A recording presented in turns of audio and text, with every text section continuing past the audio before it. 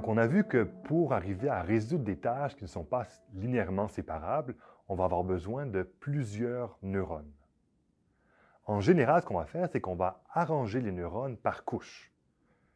Une façon d'y penser, c'est donc qu'une première couche peut apprendre une représentation du problème pour rendre les données linéairement séparables.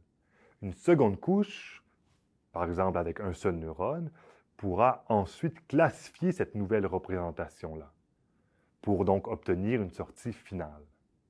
C'est donc l'inspiration derrière les réseaux de neurones.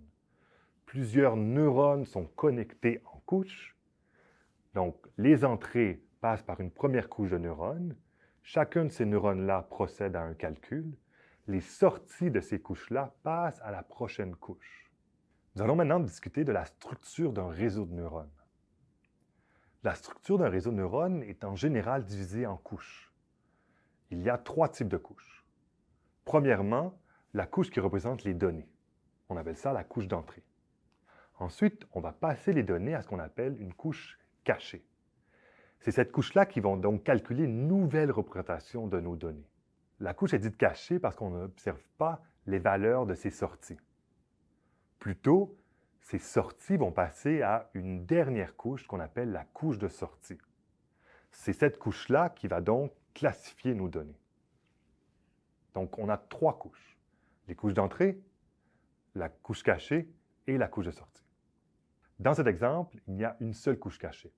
C'est un réseau de neurones avec une couche d'entrée, une couche cachée et une couche de sortie.